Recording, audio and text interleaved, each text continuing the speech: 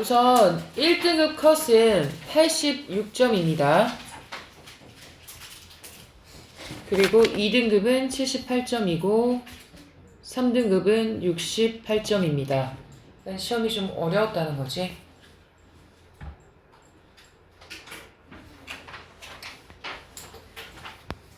(1번) 위 강연자의 말하기 방식으로 가장 적절한 것을 고르시오 라고 되어 있는데 정답은 5번이지.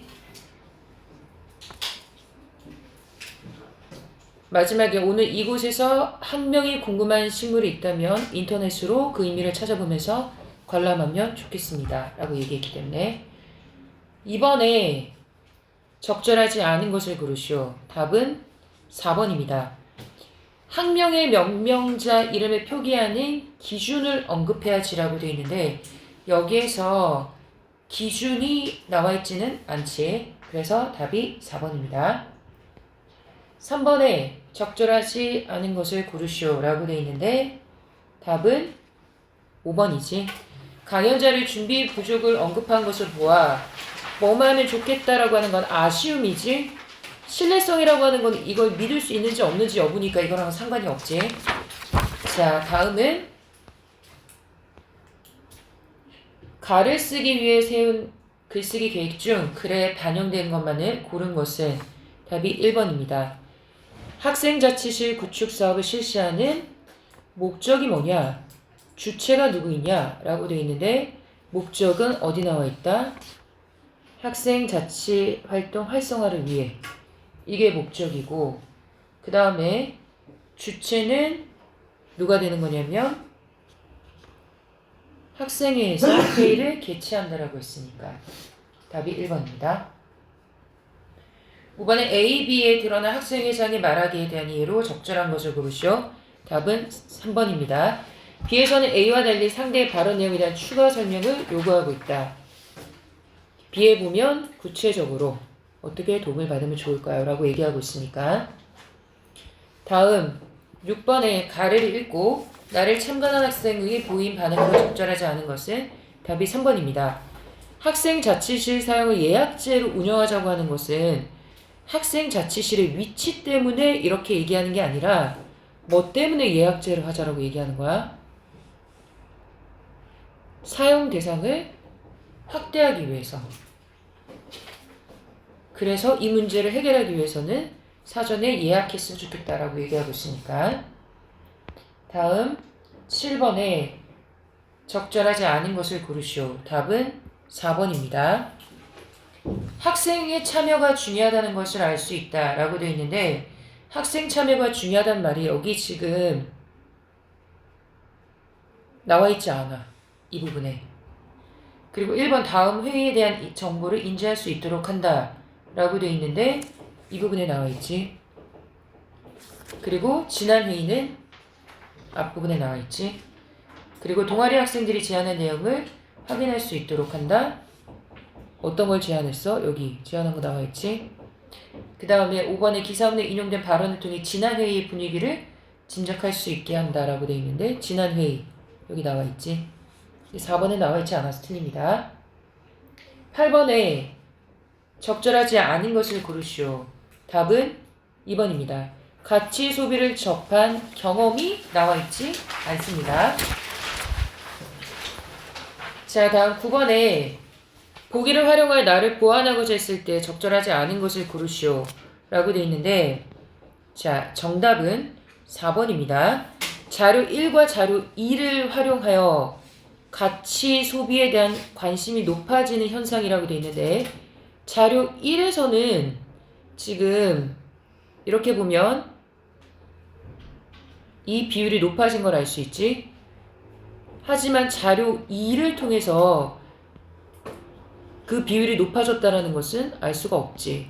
그렇기 때문에 이것 때문에 틀립니다. 그래서 답이 4번입니다. 다음 10번. 자, 이런 문제가 나오면 쉽게 푸는 방법은 서리법과 비유법이 둘 다 있어야 되니까 이게 없는 거를 먼저 이제 삭제해 주면 되겠지. 답은 우선 1번입니다. 서리법은 있지 않을까. 이게 서리법이고 그 다음에 시냇물이 모여 강물이 되듯이라고 했으니까 둘 다 나와 있고 글의 흐름에서도 지금 바람직한 가치 소비가 사회에 미치는 영향력을 보여주고 있으니까 1번 맞지? 그럼 2번이 틀린 이유는 뭐가 없어? 비유법이 없지. 비유가 없지. 그 다음에 3번에는 뭐가 없어? 서리가 없지. 그 다음에 4번은 비유법도 있고 서리법도 있어. 그런데 글의 흐름과 맞지 않습니다. 그 다음 5번에서는 뭐가 없습니까? 서리법이 없지. 그러니까 이 비유적인 표현과 서리적 표현 없애고 나머지 이 둘 중에서 답을 글의 흐름과 관련된 걸 찾아주면 되겠지. 자, 다음 문법으로 갑니다. 품사는 공통된 성질이 있는 단어끼리 묶어서 분리해놓은 갈래를 뜻하고, 그래서 구품사, 문장 성분은 문장 안에서 일정한 문법적 기능을 하는 구성 요소를 뜻한다. 그래서 문장 성분은 7가지가 있지. 관용사는 체언인 명사, 대명사, 수사 앞에서 해당 체언을 꾸며주는 품사이고, 관용어는 체언을 꾸며주는 문장 성분이므로 서로 문법 단위가 다르다. 그래서 품사는 다 뭘로 끝나? 사로 끝나? 문장 성분은 뭘로 끝납니까? 어로 끝납니다. 그런데 관용사나 관용어는 그 이름과 기능이 유사해서 둘을 구별하기가 쉽지 않다. 관용사는 단어의 성질 자체가 체언의 수식에 있고 문장 성분으로는 관용의 기능을 한다. 하지만 관용어는 관용사로만 실현되는 것은 아니다. 관용사 이외에도 체언과 관용격 조사가 결합해도 관용어가 되고 용언의 어감과 관용사형 어미의 결합이 돼도 관용어가 되고 체언 자체로도 관용어가 된다. 자, 그래서 밑에 나와 있는데 헌이라고 하는 것은 헌다라는 말은 없지. 그치? 그러니까 이거는 고정되어 있는 단어입니다. 그럼 이거는 관용사지. 꾸며주는 기능을 하고 이때 헌은 조사와 결합하지 않으며 헌이라는 고정된 형태로만 쓰인다. 헌, 책, 헌, 구두와 같이 관용사는 언제나 체언을 꾸며주는 관용으로만 쓰인다. 그 다음 고양은 품사로 봤을 때는 명사이지. 그런데 얘가 하는 역할은 뭐야? 집을 꾸며주는 거지. 그러니까 얘는 품사는 명사이지만 문장 성분은 관용어라고 볼 수 있는 거지. 그 다음에 할아버지는 관용격 조사 의와 결합해서 집을 수식하는 역할을 하니까 이걸 본다면 관용어지만 품사로 본다면 명사와 조사의 결합이라고 보는 거지. 예쁜도 집을 꾸며주는데 예쁜의 문장 성분은 관용어지만 품사는 예쁘다니까 형용사가 되는 거지. 그 설명이 지금 밑에 나와 있습니다. 자, 그러면 적절하지 않은 것을 고르시오. 11번의 답은 4번입니다. 두 명사가 나란히 올 때 안 명사는 관용사가 될 수 있군이 아니라 관용어가 될 수 있군이지 품사는 바뀌지 않습니다. 자, 그 다음에 12번의 윗글을 바탕으로 보기의 문장을 탐구해 정리한 내용으로 적절한 것을 고르시오 라고 되어 있는데, 자, 그러면 기억부터 한번 찾아봅시다.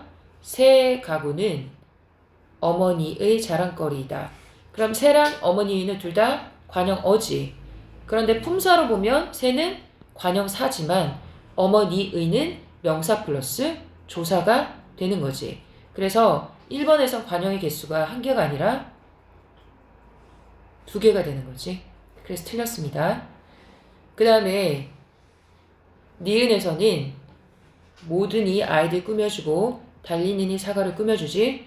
그러니까 모든은 관용사이고 달리는은 품사로 봤을 때 동사이지. 답 2번입니다.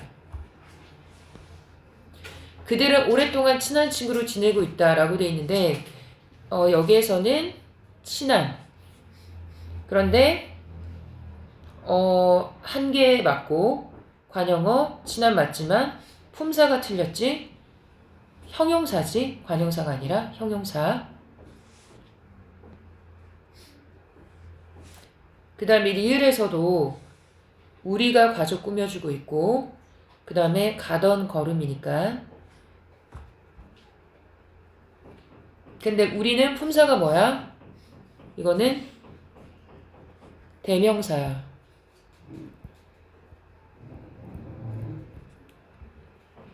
가더는 가다니까 동사가 맞지. 그래서 개수도 틀렸고. 그 다음에 대부분의 학생이 여름바다를 간절하게 그리워했다라고 돼 있는데 여기에서는 대부분의 그리고 여름 뒤에 꾸며주는 거 맞지? 대부분의 같은 경우에는 지금 여기 나와 있지 않지? 그래서 틀렸고 답은 2번입니다. 그 다음 의문변동 문제 나왔지? 적절한 것을 고르시오 라고 돼 있는데 자 한번 봅시다. 국밥은 비읍이 쌍비읍으로 교체가 된 거지. 이건 첨가가 아니야. 교체야. 그러니까 이게 틀렸고 의문의 개수도 변화가 없습니다. 의문의 개수 똑같습니다. 자, 뚫는 같은 경우에는 자 보면 여기 밑에 히읗이 탈락됐지. 그리고 니은이 리을로 바뀌었지. 그러니까 교체 탈락 맞고 하나가 줄어든 게 맞지. 탈락이 되면 무조건 줄어드는 거야. 원래 밑에 있는 의문의 개수 따로따로 세는 겁니다. 그래서 2번입니다. 3번 막내 같은 경우에는 교체랑 축약이 일어났다라고 했는데 축약이 없습니다. 그러니까 의문 배수 변화 없고 물약 같은 경우에도 첨가가 있는 거 맞아. 우선 니은 첨가가 먼저 일어나. 근데 니은이 리을로 바뀌었지. 그러니까 이거 뭐 첨가랑 교체가 모두 일어나야 되지. 그러니까 틀렸습니다. 발핀 같은 경우에는 지금 변화가 없다라고 돼 있는데 개수를 세보면 어떻게 되냐? 개수가 하나, 둘, 셋, 넷, 다섯, 여섯, 7개. 하나, 둘, 셋, 넷, 다섯, 여섯. 줄어들었지? 그래서 답 2번입니다. 그 다음 적절하지 않은 것을 고르시오 라고 되어 있는데 답은 5번이지. 굵은 손가락은 두꺼운 손가락으로 쓰는 것이 적절하다라고 되어 있는데 두꺼운 손가락이라는 표현 자체가 틀린 거지. 굵은 손가락이 맞지. 그 다음에 15번에 적절하지 않은 것을 고르시오라고 되어 있는데 얘는 답이 2번입니다. 자, 니은 봐봐. 내라고 하는 말은 뭐랑 뭐가 합쳐진 거야? 나랑 이가 합쳐진 거지. 그러니까 주격조사가 생략된 게 아니지. 그래서 답이 2번입니다. 16번부터 20번까지 질문 봅시다. 헌 무더기 입은 무리가 남자인지 여자인지 잘 모르겠다. 어린 자식은 등에 업고 다 큰 자식은 손에 끌고. 그러니까 이런 게 다 유사한 통사 구조라고 보는 거지. 울면서 눈물 씻고 엎어지며 오는 모양 차마 보지 못할러라. 나직히 묻는 말씀 뭐라고 물었냐면 대체 어디에서 이렇게 쫓겨오며 니네 어디로 가려고 하는 거냐. 주려들 가는 사람인가 굶주려 가는 사람인가 어딘가로 가게 되면 얻어먹을 수 있나? 아무데도 다른 곳에 가더라도 한 가지다란 말은 먹고 살기가 힘들다. 차라리 나를 따라서 다시 가게 되면 도로 간다라는 건 어디로 간다는 거야? 다시 고향으로 가자. 고향으로 가게 되면 자네 원님한테 가가지고 보고 내가 안접하게 편안히 마음을 먹고 살 수 있게 내가 해주겠다. 그랬더니 자 여기까지가 이제 질문을 던진 거야. 그랬더니 뭐라고 대답을 하냐면 우리 고향은 당진이다. 여러 해 흉년이 들어서 먹고 살 길이 없는 중에 그 상황에서 도망한 사람들이 있겠지. 그런 도망한 사람들의 신구한의 뜻 밑에 나와 있지. 올해 세금과 지난해 세금을 남아있는 사람들한테 물리니 그러니까 부당한 세금을 징수하고 있다는 거지. 내 것도 세금을 못 내는데 남의 곡식을 내가 어찌 낼 수 있겠느냐. 세금을 못 바치면 매를 맞게 되니 매 맞고 더 살 수 있겠느냐. 정처 없이 가게 되면 죽을 줄 알겠지만 아니 가고 어찌하겠느냐. 굶고 맞고 죽을 지경. 차라리 구렁에나, 구렁 뜻 나와있지, 무덤에나 염려 없이 묻히면 도리어 편할 것 같다. 라고 하면서 여기까지 이제 하소연을 하고 있는 거지. 그랬더니 이제 질문을 던진 사람이 뭐라고 얘기하냐면 급히 넘어가자. 이 백성들을 살려보자. 둘째령 고개를 올라서서 고을지경을 바라보니 10집에 7집은 횡거름이 비었더라. 다 떠난 거지.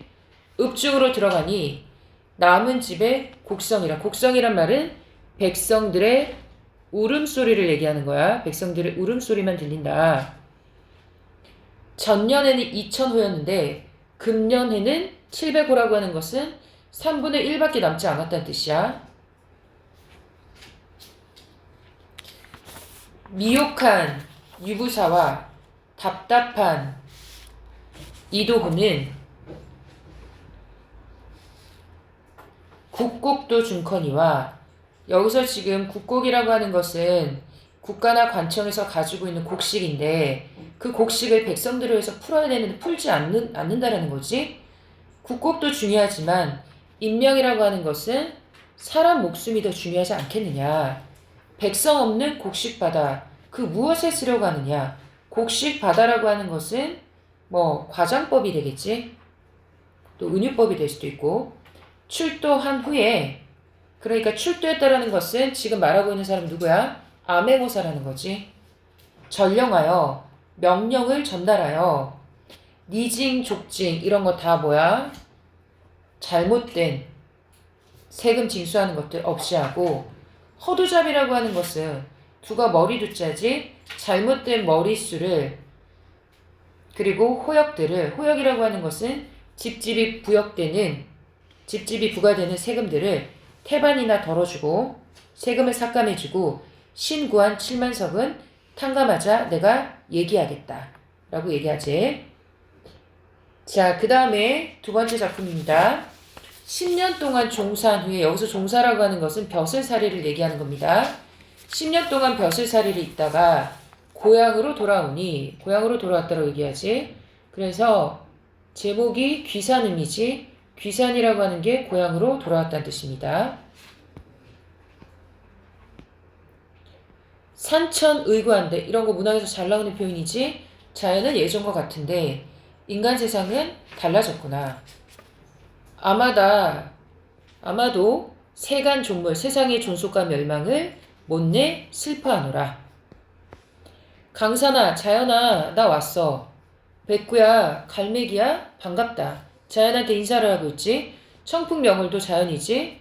자연도 기다릴 줄을 알건만은 성은이 지중하시니라는 말은 임금의 은혜가 너무 중하니 자연 지체했다. 늦어버렸다. 고향에 돌아오는 것이 늦어졌다. 임금의 은혜에 보답하기 위해서 일하느라.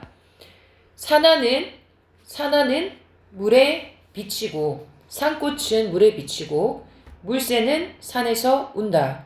일신이 한가하여, 왜냐하면 이제 관직에서 물러났으니까 산수관, 자연 속에 누워있으니 세상의 어지러운 기별, 이런 것들은 나는 잘 모르겠다. 나는 그냥 자연 속에서 유유자적하겠다라고 얘기하고 있는 거지.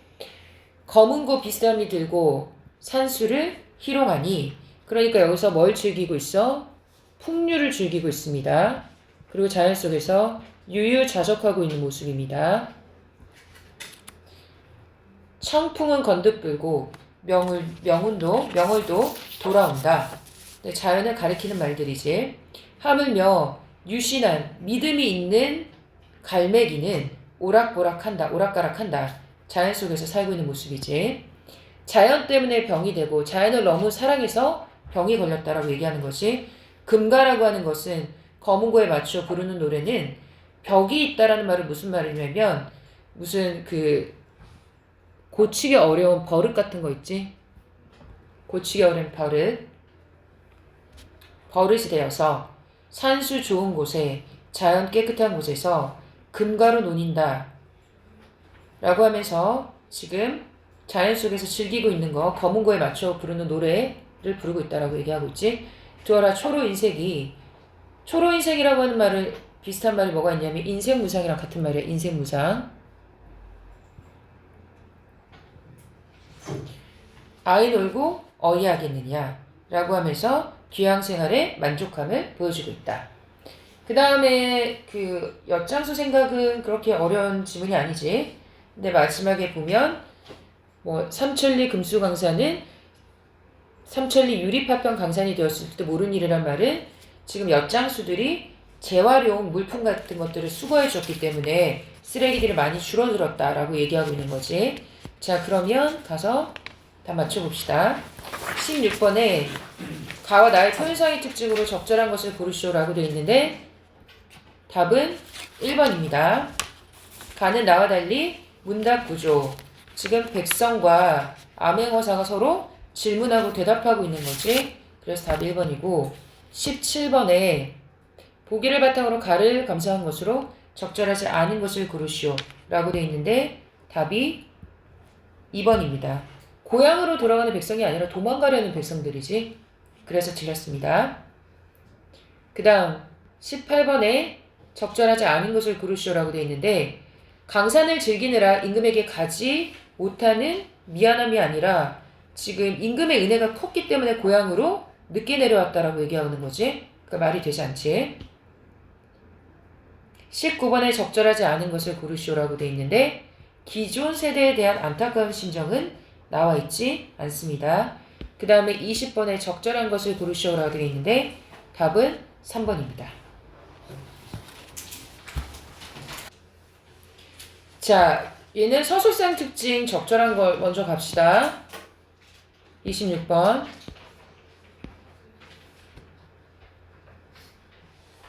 서술상 특징으로 적절한 것은 답 5번이지. 특정 인물이 어머니지. 27번 적절하지 않은 것을 고르시오라고 되어 있는데 답은 3번입니다. 3,500원을 마련해주지 않는 큰 아들들의 소행을 노여워하는 장면이 나오는 건 맞지만 이걸 가지고 어머니가 경제적 어려움을 자식들 탓으로 여긴다라는 것은 아니지. 돈을 해주지 않으니까 그거에 대해서 지금 속상해하는 정도로 이해해야 되겠지. 28번에 적절한 것은 답이 5번이지. 쑥닥거리고 있으니까. 중국 명나라 소승상의 아들 소학사는 항상 여기 보면 인물을 표시하라고 했는데 제목이 소학사전이잖아, 그치? 그래서 여기 동그라미 합시다. 황주 자사로 부임하던 중 해적인 서준의 공격을 받아 임신한 아내 이씨와 헤어진다. 가까스로 살아남은 이씨가 낳은 아들은 길에 버려진 후 서준의 부하에게 구조되어 서준의 아들 계도로 양육된다. 그러니까 계도가 이 소학사의 아들이 되는 거지. 장서한 계도는 과거를 보도가던 중 소학사의 어머니라고 했으니까 친할머니를 만나게 되는 거지. 사는 집에 우연히 들른다. 고전소설의 우연성입니다. 부인이 아들 형제를 생각하고 슬픈 마음을 진정하지 못하여 잠자리에 누웠다가 비몽사몽간에 승상은 누구를 얘기하는 거냐면 부인의 남편이지. 남편이 들어와 부인을 대하여 말하기는 오늘 부인의 손자가 올 것이니 보소서 했는데 꿈이었다. 부인이 더욱 마음이 편하다던 차에 비자가 하는 말을 들으니 어린 듯 취한 듯 반가움에서도 괴이하여 외당에 나가 문틈으로 공자의 얼굴을 봤는데 영락없는 학사였다. 자기 아들의 모습과 너무 닮은 거야. 꿈에 승상이 하시던 말이 맞다 라고 하면서 공자의 얼굴을 보고 더 학사 생각이 나서 안으로 들어가 노비에게 명령하여 외당에 온 공자에게 말로 전갈하라고 하였다. 남녀가 다르나 내 나이가 70이고 남녀가 다르다라고 했으니까 여기서 유교적 가치관이 드러나고 있는 거지. 공자를 대하여 물을 말이 있으므로 염치 없기를 무릅쓰고 청하노니 늙은이의 말을 허물지 말고 중당으로 행보하소서라고 하라. 시비가 외당에 나가 부인의 말씀을 공자에게 전하니 계도가 부인의 전할 말씀을 듣고 노비를 따라 중당에 이르러 부인에게 절하고 물었다. 무슨 말씀을 묻고자 하십니까? 부인이 공자에게 말하였다. 누구 집 공자며 어디를 가느냐? 계도가 대답하였다. 소자는 황천탑에 사는 서준의 아들 계도인데 황성으로 과거를 보던 가던 길인데 자 마침 부인 댁 운전을 지나가다가 잠깐 쉬어가고자 했습니다. 부인께 없어 청하옵시기로 내당에 들어왔어. 미안하고 황송합니다. 부인이 공자의 말을 듣고 대답하기를 나는 소승상의 부인이다. 승상은 돌아가시고 아들 형제를 두었는데 큰아들 학사 운이 황주 자사로 내려간 뒤 여러 해 동안 소식이 끊어졌고 둘째 아들 위가 제 형을 찾아 나간 지 또한 여러 해에 역시 소식이 없으므로 슬픔을 견디지 못하여 나날이 서산에 지는 해와 동쪽 바다에 돋는 달을 대하여 아들 형제를 생각하고 집에 돌아오기를 고대하고 있었다. 이러던 차에 오늘 공자를 보매 나의 아들 학사의 외모와 같기로 청하였사오니 노인의 망령됨을 허물지 말아라 라고 하고는 슬프게 통곡했다. 계도가 부인의 말씀을 듣고 눈물을 흘리니 부인이 계도의 손을 잡고 말하기를 네 얼굴을 보니 내 아들 학사의 모습과 똑같다 라고 하면서 슬픔을 그치지 않으므로 계도가 미안하게 여겨 부인에게 아뢰었다. 세상에 같은 사람도 있어온 줄 너무 슬퍼하지 마십시오 하고 위로하니 부인이 말하기를 내 집 뒤뜰에 천도와 나무가 하나 있다. 나의 시아버지께서 도화기 비범하시어 신선과 매일 즐기시다가 신선에게 얻기를 청하여 심은 나무다. 증음하는 일이 많아 집에 경사스러운 일이 일어나려 하면 엄동설한이라도 꽃과 잎이 피었다가 사흘 후에 꽃이 지고 집에 경사스러운 일이 없으면 봄이 되어 화창한 시절이라도 꽃과 잎이 피지 않는데 오늘은 천도가 피었으니 이상하다. 만약 3일 후 꽃이 지면 이거는 반드시 공자를 위한 일일 것이다. 라고 하면서 눈물을 흘리니 계도가 듣고 부인께 아뢰었다. 그러면 한번 구경이나 합시다. 부인이 계도를 데리고 후원에 올라가 천도 아래 보이니 과연 꽃이 피었으므로 계도가 보고 신기하게 여기 말했다. 내가 여기에서 머물러 진짠지 아닌지 한번 확인해 보겠다. 라고 하고는 외당에 머물렀다가 3일 후에 다시 후원에 올라보니 낙화가 지는 것이었다. 계도가 보고 의심하였다. 월봉산에서 노인의 말씀이 정성이 지극하면 잃어버린 부모를 찾으시리라 하시고 또 이곳에 오면 반가운 일을 보리라고 하시더니 그러니까 여기서 노인은 조력자가 되는 거지. 내가 서준에게 길러짐을 생각하면 서준이가 나의 부친인데 월봉산 노인의 말씀과 이급 부인의 말씀이여 천도화를 보니까 좀 이상하게 생각된다. 슬픈 마음이 저절로 일어나서 검은 고를 내어 줄을 골라 한 줄을 곡조를 탔다. 맑고 맑은 소리가 공중에 솟으니 부인이 슬픔에 쌓여있던 차에 검은 고 소리가 남을 듣고 괴히 여기서 들으니 예전에 학사가 가지고 놀던 검은 고 소리였다. 이에 부인이 급히 외당에 나가보니 공자가 검은 고를 타고 있었다. 자세히 보니 학사의 검은 고이므로 부인이 달려들어 검은 고를 붙들고 대성통곡하기를 이 검은 고 어디서 났느냐. 이 검은 고는 나의 승상이 손수 만들어서 돌아가는 아들 학사가 황주로 내려갈 때 가져간 기물인데 학사는 오지 않고 검은 고는 집을 찾아왔으니 너의 임자는 어디 가고 너무 홀로왔느냐라고 통곡했다. 계도가 기가 막혀서 부인이 나를 보고 학사 같다고 하시면 의심하던 차에 공교롭게 검은 고를 보고 또 묻으며 슬퍼하시니 이런 어이없는 일이 어디 있으리요 하고는 부인께 여쭈었다. 이 검은 고는 소생이 집에 대대로 내려오는 그 기물입니다. 부인은 정신을 진정하시고 자세히 보십시오.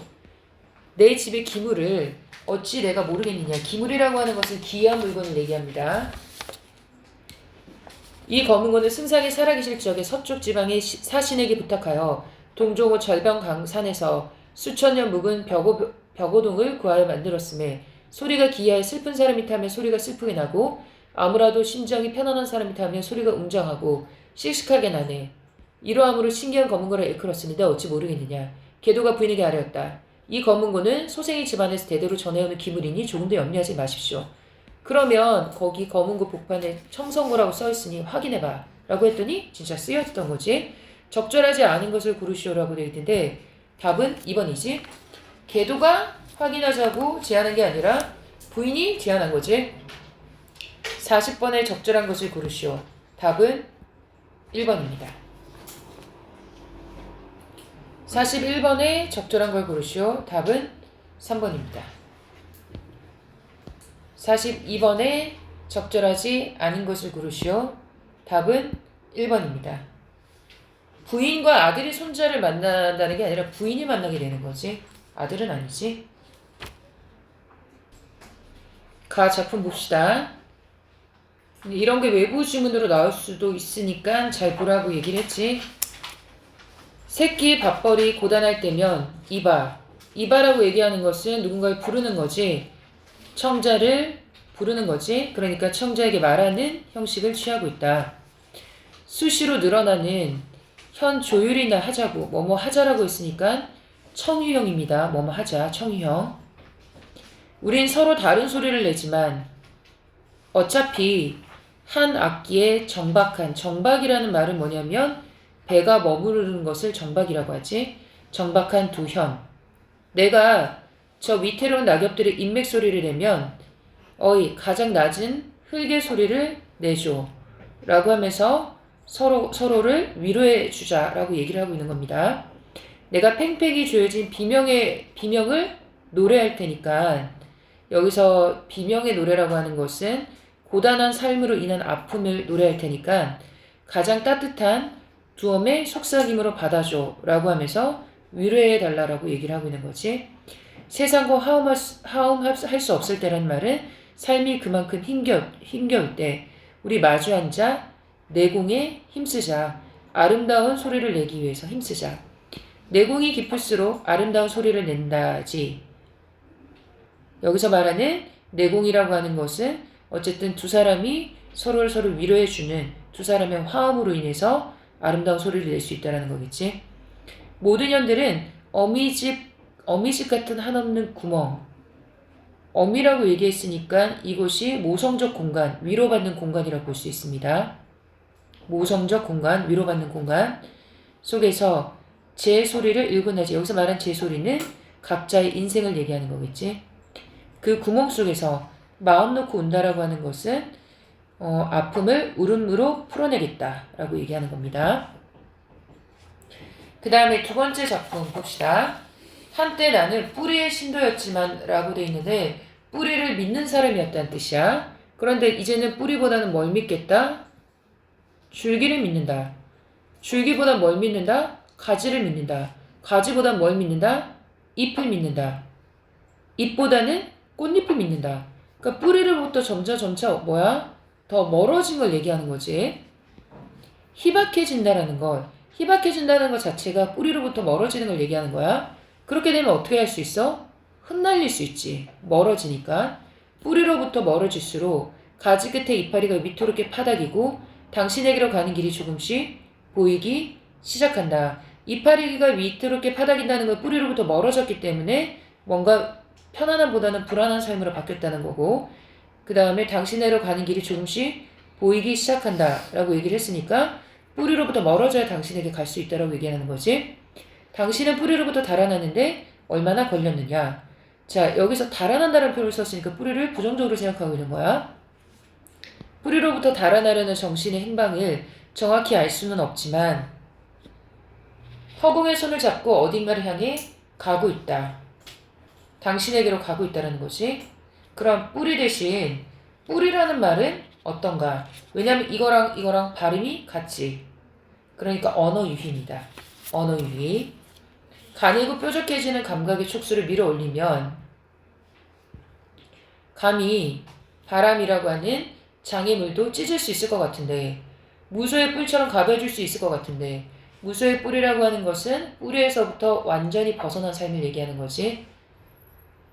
가벼워질 수 있다라고 했으니까 자유로운 삶을 살 수 있을 것 같은데, 우리는 뿌리로부터 온 존재들, 그러나 뿌리로부터 부단히 도망치는 발걸음들, 오늘의 일용한 잎과 꽃이 천천히 시들고 마침내 잎을 다무는 시간. 시들고 잎을 다문다라고 하는 것은 현실에 안주하는 삶을 얘기하는 거지. 한때 나는 뿌리의 신도였지만 안정된 삶을 추구했지만 이미 허공에서 길을 잃어버린 지 오래됐다라는 말은 거기서부터 벗어났다라는 거지. 하지만 아직까지 당신을 만나지는 못했다. 자유롭고 개성적인 삶을 추구하는 게 주제입니다. 그러면 답은 43번의 공통점은 동일한 시어. 가에서는 계속 소리. 나에서는 뿌리. 44번에 적절하지 않은 것은 답이 3번입니다. 반성하는 게 틀렸지. 45번에 적절하지 않은 것은 답이 5번입니다. 뿌리로부터 온 존재라는 것을 인정하는 것에서 이게 틀렸지. 21번부터 25번까지 질문 좀 봅시다. 자, 첫 번째 단락 보면 소크라테스 이후의 전통형 이상학에서는 현실 세계를 불완전하고 거짓된 것으로 간주하고 보편적 진리로 이루어지는 현실 너머의 세계를 참된 세계라고 여겼다. 현실 너머의 세계. 이 개념이 좀 헷갈리면 기독교에서 천국이라고 하는 걸 믿는다라는 거 알고 있지, 그치?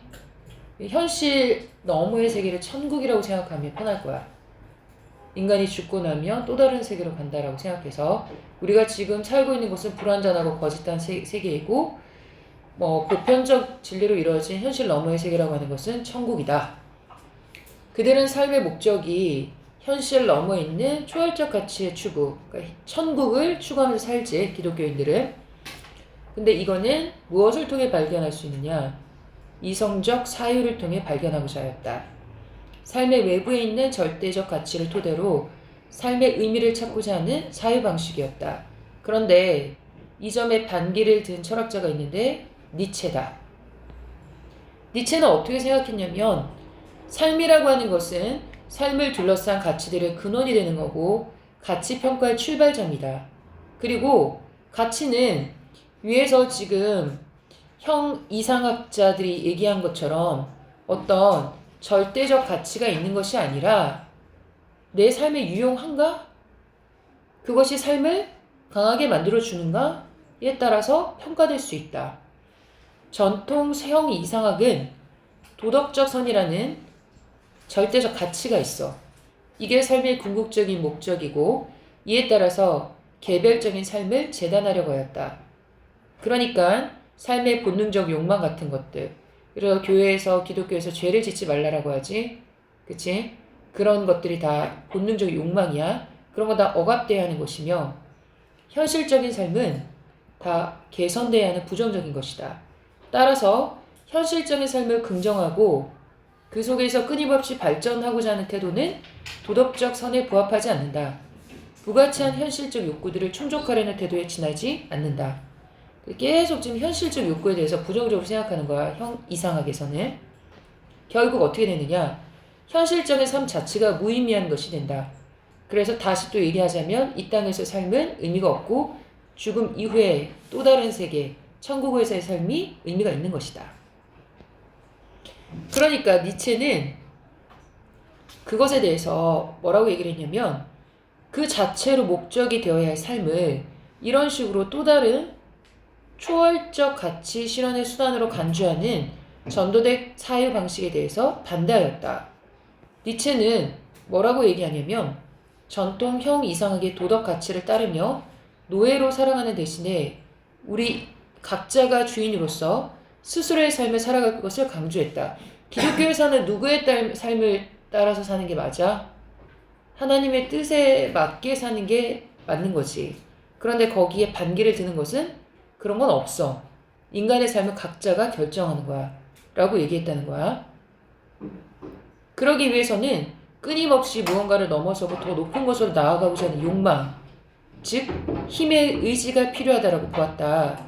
이것은 자기 내면의 힘과 능력을 더 높은 차원으로 발휘하고자 하는 의지이기도 하다.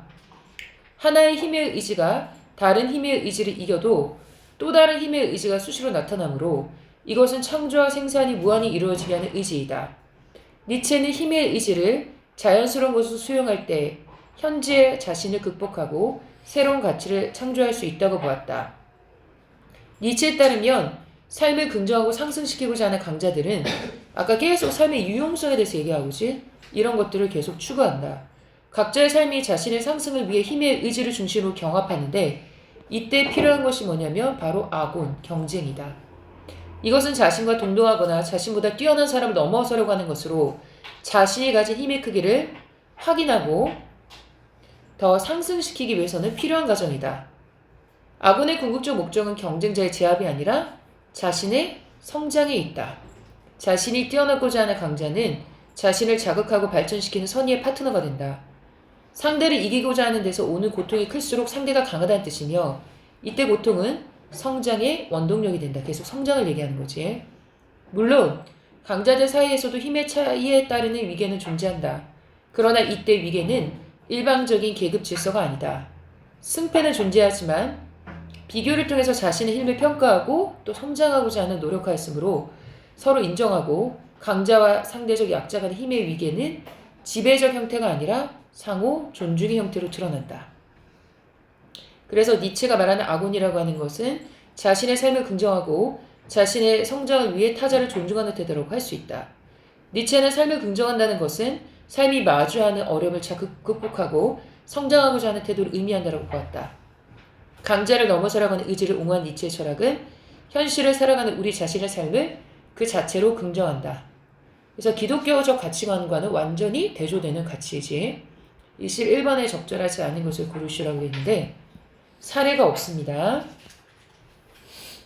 22번 적절하지 않은 것을 고르시라고 했는데 현실의 욕구는 무가치하다고 보지 않았어. 그건 형 이상학에서 보는 거야. 23번에 니체의 입장을 고려해서 기억의 의미를 파악한 것은 이라고 되어 있는데 기억이라고 하는 것은 요거 도덕적 선. 어떤 식으로 파악을 했느냐? 답은 5번입니다. 외부의 절대적 가치라고 하는 게 얘기했듯이 여기 나와 있듯이 도덕적 선이라는 거지. A와 보기에 B를 비교한 것으로 적절한 것을 고르시라고 되어 있는데 쇼펜하우어는 살고자 하는 맹목적 욕망, 즉 삶의 의지가 인간의 행위와 인식을 지배한다고 보았다. 욕망이 충족되면 행복을 느끼지만 이것은 금방 권태로 변할 또 다른 욕망을 낳는다. 부정적으로 본 거지?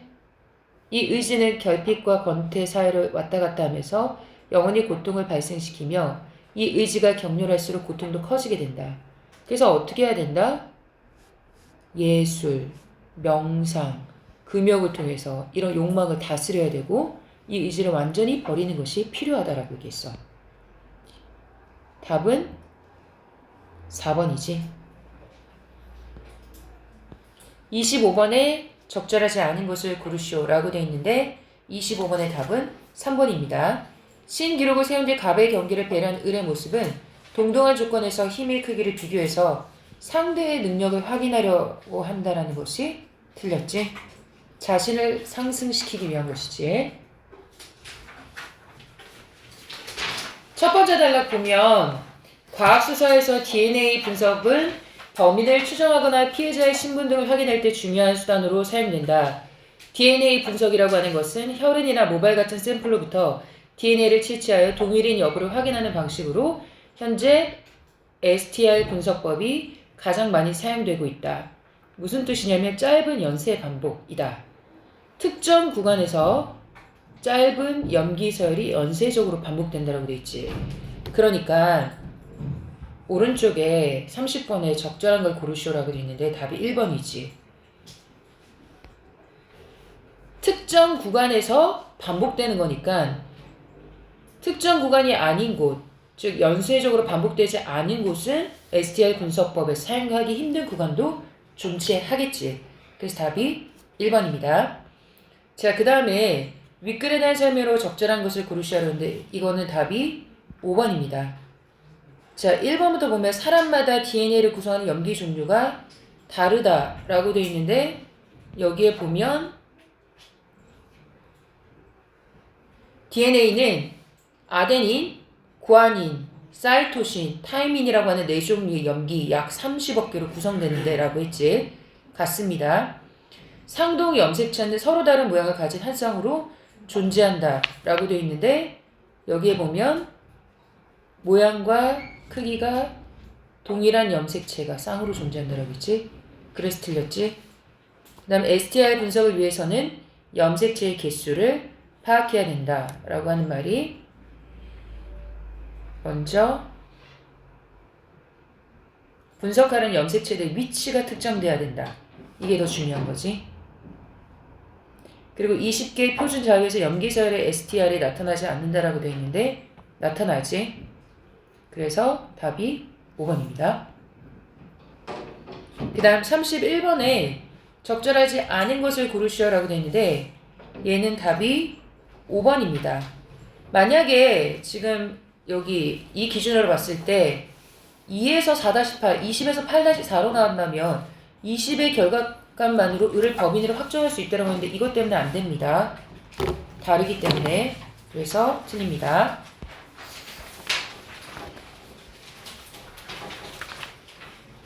32번의 답은 1번입니다. 어떤 일에 대한 의견이나 느낌은 생각이야, 생각. 추정이라고 하는 것은 추측해서 판정한다는 뜻이야. 추측해서 판정한다. 자, 마지막 지문 풀어봅시다. 지문 봅시다. 33번부터 38번까지.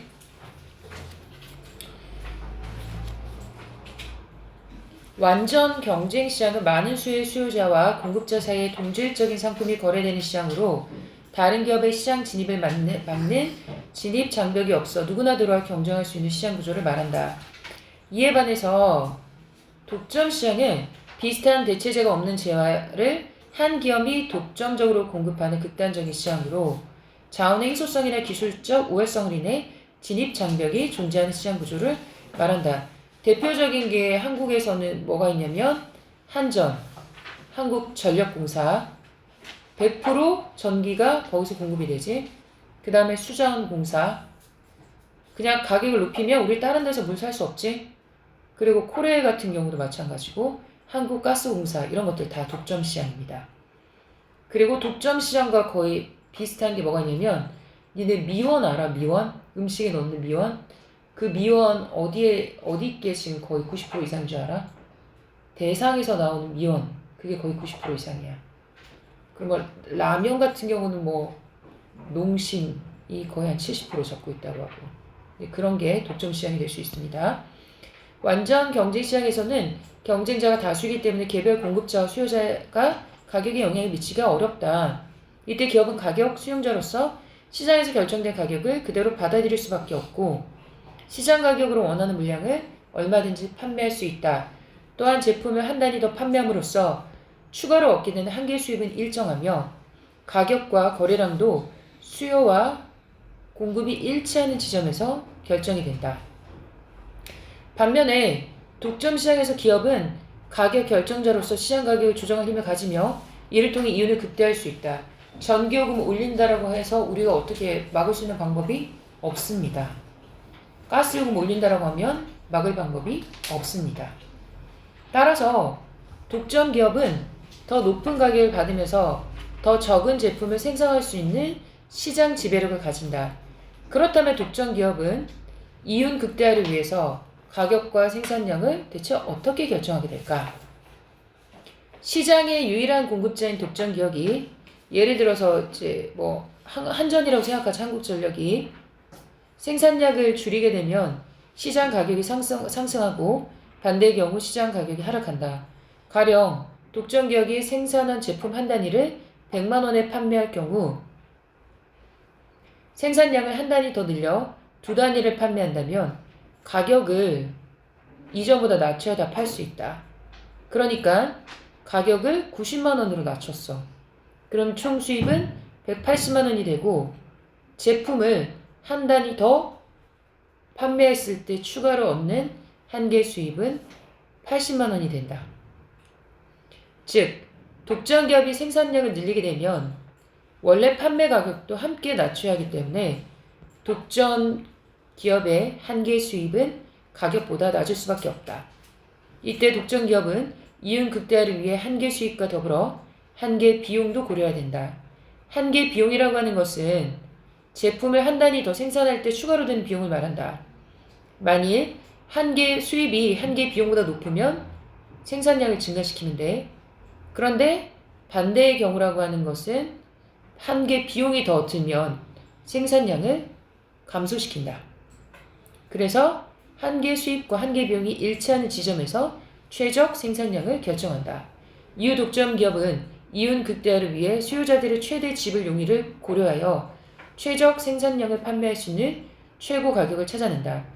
즉 해당 생산량에서 수요자가 최대로 지불할 수 있는 금액이 최종 시장 가격으로 결정되는 것이다.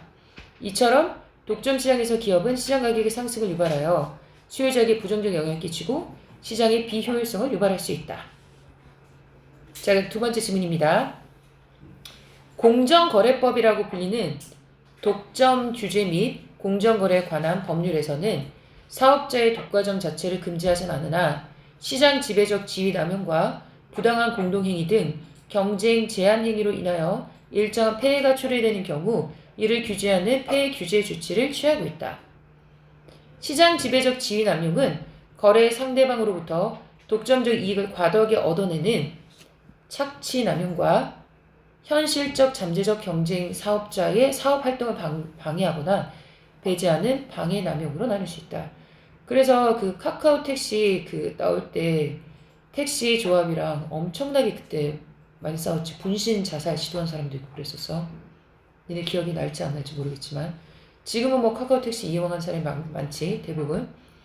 먼저 착취남용이라고 하는 것은 정당한 이유가 없이 상품 가격이나 용역 대가를 변경하거나 출고량 조절로 시장 가격의 상승이나 하락에 중대한 영향을 끼친 경우를 말한다. 그러면 방해남용이라고 하는 건 뭐냐? 시장 지배적 사업자와 경쟁 관계에 있는 다른 사업자의 사업 활동을 부당하게 방해하거나 신규 경쟁 사업자의 시장 진입을 배제하여 경쟁 제한의 폐해를 초래하는 것이다. 택시 조합에서 그때 카카오 택시 들어올 때 엄청나게 많이 반대하고 그랬었지. 대표적으로는 약탈적 가격 설정과 배타 조건부 거래가 있다. 약탈적 가격 설정이라고 하는 것은 상품 또는 용역을 통상적인 가격에 비해서 부당하게 낮은 대가로 공급하거나 높은 대가로 구매하여 경쟁 사업자 자체를 완전히 망하게 배제하는 거다. 배타 조건부 거래는 다른 경쟁 사업자 거래하지 않은 조건으로 거래 상대방과 거래한 행위이다. 왕따시키는 거나 마찬가지지. 이런 것들도 다 포함이 되는 거고, 시장 지배적 사업자의 일방적 강제적 요구뿐 아니라 거래 상대방과 합의하여 결정한 경우도 모두 포함된다. 이런 거 다 걸리게 되면 벌금 엄청나게 많이 때립니다. 공정거래법에서는 사업주의 부당한 공동행위 또는 또한 제한하고 있다. 그래서 기업들끼리 자기들끼리 서로 이제 조정해가지고 아이스크림 값 같이 올리거든. 그런 거 걸리게 되면 벌금이 어마어마합니다. 그 카르텔이라고 불리는 부당한 공동행위는 동일 업종의 복수 사업자가 경쟁의 제한의 목적으로 가격, 생산량, 거래 조건, 입찰 내용 등 합의해서 형성하는 독과점 형태를 말한다. 이때 합의는 명시적 합의뿐만 아니라 겉으로 말하지는 않지만 묵시적 합의 모두를 포함하게 된다. 담합이라고 하지. 사업자 간에 은밀하게 이루어지는 경향이 많아 위법성을 입증하기 어렵다. 그래서 뭐 이게 둘 이상의 사업자 간의 경쟁 제한적인 합의만 있다면 비록 그것이 실행되지 않았다 하더라도 부당한 공동이익이 성립한 것으로 본다. 이렇게 걸리게 되면 어떻게 하느냐? 시정 조치를 명하거나 아니면 엄청나게 많은 과징금을 부과한다. 자, 가와나에 대한 설명으로 적절한 것을 고르시오 라고 되어 있는데 답은 4번입니다.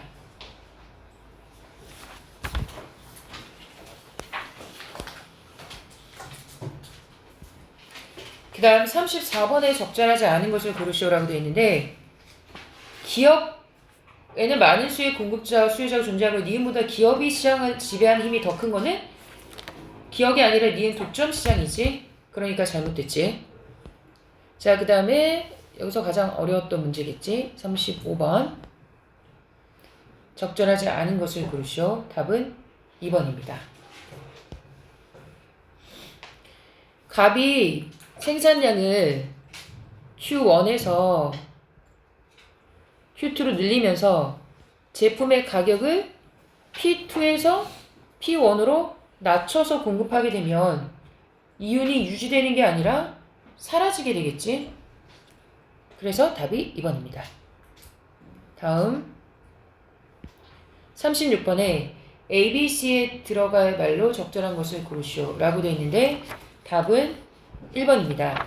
독점 기업이 제품의 가격을 한 개의 비용보다 높게 설정하면 한 개의 비용보다 지불 용의가 낮은 수요자들의 사지 않게 되겠지. 소비 감소가 되겠지. 결과적으로 상호 이득이 될 수 있었던 거래의 기회가 줄어들게 된다.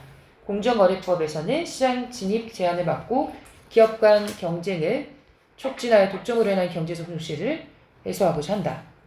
다음 37번에 적절하지 않은 것은 답이 4번입니다. 실행하지 않았다 하더라도 부당한 공동이익이 성립한 것으로 본다라고 지문에서 얘기하고 있지.